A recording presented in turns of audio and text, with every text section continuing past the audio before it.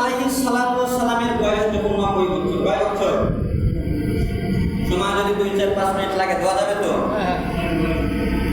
হযরতে ইব্রাহিম আলাইহিস সালাতু ওয়াস সালামের বয়স 90 বছর হয়ে গেছে, কিন্তু এখন পর্যন্ত কোনো সন্তানাদি হয়নি।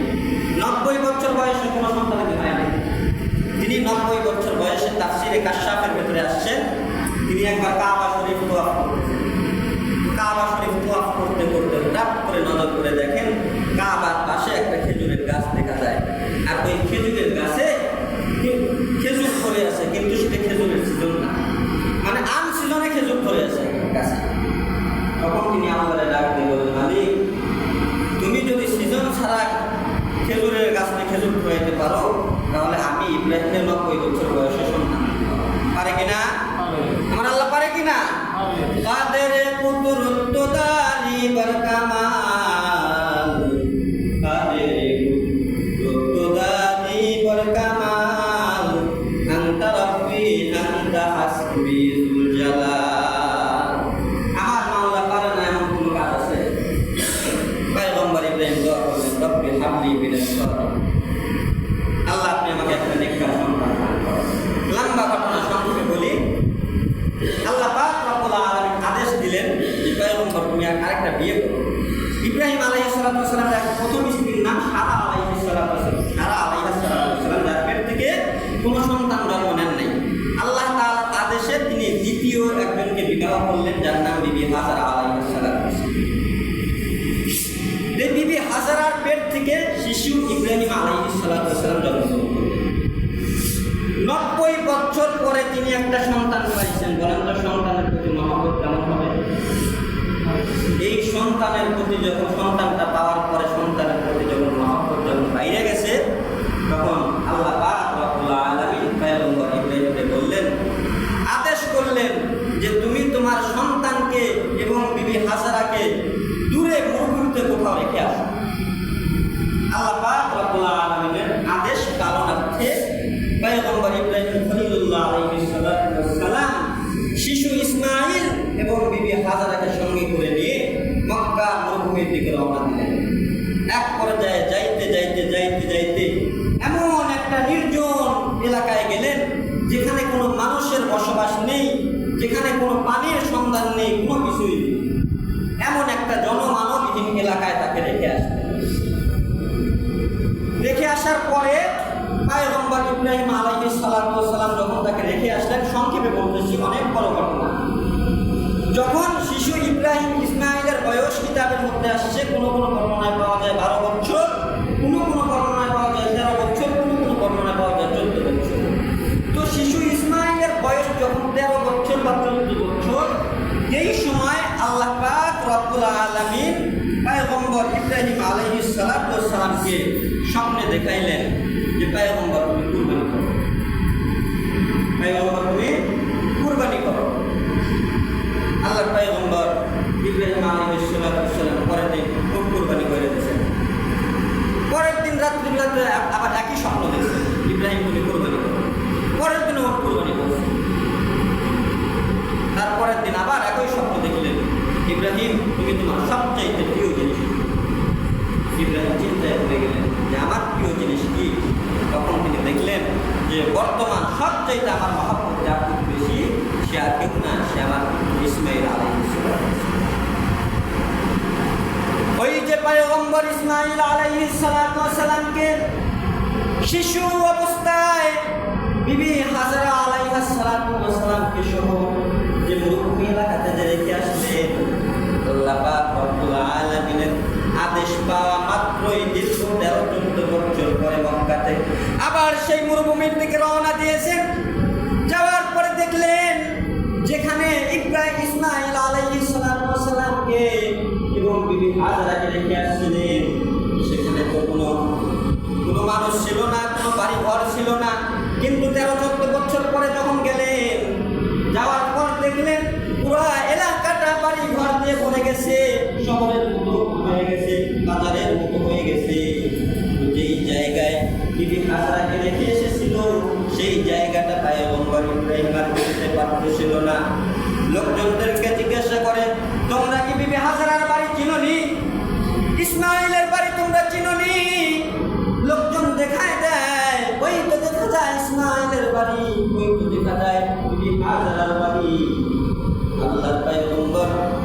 ইব্রাহিম খলিলুল্লাহ আলাইহিস সালাতু ওয়াস সালাম বিবি হাজরার বাড়ির সামনে গিয়ে শিশু ইসমাঈলকে ডাক দেয়, ও সন্তান রে, ও ইসমাঈল, আসো, বের হয়ে আসো। যখন শিশু ইসমাঈল আলাইহিস সালাতু ওয়াস সালাম যখন ডাক শুনছেন, সঙ্গে সঙ্গে ঘর থেকে বের হয়ে এসে দেখেন জুব্বা পরা একজন লোক তার সামনে দাঁড়ানো, মাথায় পাগড়ি পরা একজন লোক তার সামনে দাঁড়ানো, এমন একটা জুব্বা পরা লোক তার সামনে দাঁড়ানো, যে জুব্বার মতো একটা জুব্বা শিশু ইসমাঈল আলাইহিস সালাতু ওয়াস সালামের ঘরের দেওয়ালের সঙ্গে লাগানো ছিল। আর শিশু ইসমাঈল আলাইহিস সালাতু ওয়াস সালাম মাঝে মাঝেই দেখতেন বিবি হাজরা আলাইহিস সালাতু ওয়াস সালাম ওই জামার সঙ্গে, ওই জুব্বার সঙ্গে প্রেম নিবেদন করতেন, ওই জুব্বাটাকে নাকের কাছে নিয়ে ঘ্রাণ নিতেন, এমনকি বুকের সঙ্গে জড়িয়ে নিয়ে হাউ মাউ করে কেঁদে দিতেন। এক পর্যায়ে সন্তান হয়ে ইসমাঈল আলাইহিস সালাতু ওয়াস সালাম মাকে জিজ্ঞাসা করে ফেললেন, মা, এই জামাটা কার? এই জামাটা তুমি বুকের সঙ্গে নিয়ে জড়িয়ে ধরে কান্না করো কেন? মাগো, এই জামাটা কার? ইসমাঈল আলাইহিস সালাতু ওয়াস সালামের জবাবে বিবি হাজরা আলাইহিস সালাতু ওয়াস সালাম বললেন, এটা আর কারো জুব্বা না, এটা সেই খলিলের জুব্বা, যেই খলিলকে আগুনে পুড়ায় না। এটা সেই খলিলের জুব্বা, যেই খলিল আর কেউ না, আমি হাজরার স্বামী আর তুমি ইসমাঈলের পিতা। ইসমাঈল আলাইহিস সালাতু ওয়াস সালাম এইরকম একটা জুব্বা পরা লোককে যখন দেখছেন, সঙ্গে সঙ্গে কিনে ফেলছেন, ইনি আর কেউ নাই, ইনি আমার বাবা। দেখা মাত্র ডাক দিয়েছেন, বাবারে বাবা বলে ডাক দিয়েছেন। পয়গম্বর ইব্রাহিম আলাইহিস সালাতু ওয়াস সালাম শিশু ইসমাঈলকে বুকের সঙ্গে জড়ায় নিলেন। 13-14 বছর পরে জড়ায় নেওয়ার পরে এবার শিশু ইসমাঈলকে ডাক দিয়ে বলেন যে চলো আমরা মিনে যাই। শিশু ইসমাঈল বললেন, চলেন যাওয়া যাক। এক পর্যায়ে মিনাতে যখন পৌঁছে গেলেন, তখন পয়গম্বর ইব্রাহিম আলাইহিস সালাতু ওয়াস সালাম শিশু ইসমাঈলকে বলতেছেন, সূরা সাফফাতের 102 নম্বর আয়াতের ভিতরে আল্লাহ পাক রব্বুল আলামিন বলতেছেন যে হযরত ইব্রাহিম আলাইহিস সালাতু ওয়াস সালাম পিতা হয়ে তার পুত্রকে বলতেছেন, ফালাম্মা বালাগা মাহু সায়া ক্বালা ইয়া বুনাইয়া ইন্নী আরা ফিল মানাম, ও আমার সন্তান, আমি স্বপ্নে দেখলাম আমি আল্লাহ তাআলার জন্য তোমাকে জবাই করতেছি। কেমন সন্তান, কেমন সন্তান? 13-14 বছরের একটা সন্তান। তিনি উত্তর দিতেছেন, আন্নী আযবাহুকা ফানজুর মাযা তারা। পয়গম্বর ইব্রাহিম যখন বললেন, ইন্নী আরা ফিল মানাম, নিশ্চয় আমি ইব্রাহিম স্বপ্নের মধ্যে দেখলাম, আন্নী আযবাহুকা, আমি তোমাকে আল্লাহ তাআলার জন্য জবাই করতেছি। 13 বছর 14 বছরের শিশু ইসমাঈল আলাইহিস সালাতু ওয়াস সালাম পিতাকে ডাক দিয়ে বলেন, ফানজুর মাযা তারা, আল্লাহ পাক রব্বুল আলামিন আপনাকে স্বপ্নে যা দেখাইছেন আপনি তাই করেন। ক্বালা ইয়া আবাতি ফাআল মা তুমার, আপনাকে আল্লাহ পাক রব্বুল আলামিন যা করতে বলেছেন আপনি তাই করেন। আমাকে আল্লাহ পাক রব্বুল আলামিনের জন্য জবাই করে দেন।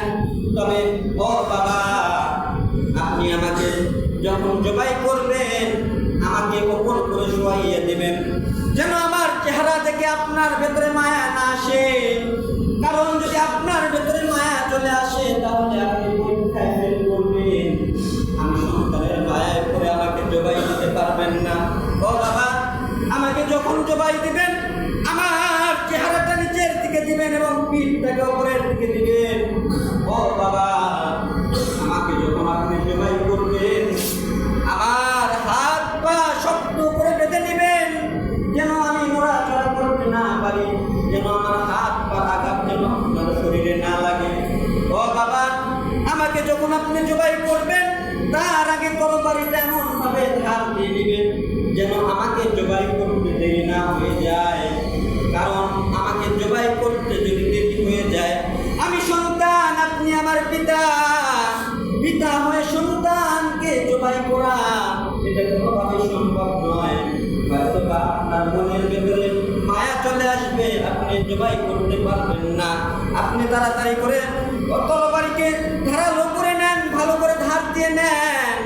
ও বাবা, শেষ একটা কথা জানাই, আমি দীর্ঘদিন দেখেছি, দীর্ঘ 13-14 বছর দেখেছি। আপনি যে 13-14 বছর আমাদের কাছে ছিলেন না, কিন্তু আপনার জামাটা আমার ঘরে ছিল। যেই জামার সঙ্গে আমার মা নিবেদন করতো, এর সঙ্গে জড়াইয়ে ধরে কান্নাকাটি করতো, মাঝে মাঝে চুমু খাইতো। ও বাবা, আমি তো আসার সময় আমার মায়ের কাছে থেকে শেষ বিদায় নিতে পারি নাই। আমার জামাতে রক্ত লাগার আগে আমার জামাটা আপনি আমার শরীর থেকে তুলে নেবেন। অন্তত পক্ষে আমার জামাটা আমার মাকে উপহার দিয়ে বলবেন, আমি তোমার সন্তানকে আল্লাহ পাক রব্বুল আলামিনের রাস্তায় জবাই করে দিয়েছি। আল্লাহ পাক রব্বুল আলামিন স্বপ্নে দেখাইলেন। এক পর্যায়ে পয়গম্বর ইব্রাহিম আলাইহিস সালাতু ওয়াস সালাম স্বপ্নকে পূর্ণ করতে যাচ্ছেন। এমন এক সময় যখন শিশু ইসমাইল আলাইহিস সালাতু ওয়াস সালামের চোখ বেঁধে পা বেঁধে হাত বেঁধে করে যখন তাকে মাটিতে শোয়াইয়ে দেওয়া হলো, এবার যখন তার গর্দানের উপর দিয়ে যখন তরবারিটা চালানো হবে, এমন সময় আল্লাহ পাক রব্বুল আলামিন তরবারিকে ডাক দিয়ে বলে, তরবারি খবরদার ইসমাইল রে কাটা তো দূরের কথা, ইসমাইলের একটা লোমও কাটবি না। পয়গম্বর ইব্রাহিম আলাইহিস সালাতু ওয়াস সালাম সমানে ফেসতে গিয়েছেন, কিন্তু কোনোভাবেই কাটে না। এমন এক দৃশ্য যখন এসে গেল, আসমানের সমস্ত ফেরেশতা হাওমার উপরে কেটে দিলেন। তাফসীরের কিতাবের মধ্যে আসছে, আসমান এবং জমিনের সমস্ত ফেরেশতারা দুইবার কান্না করেছেন।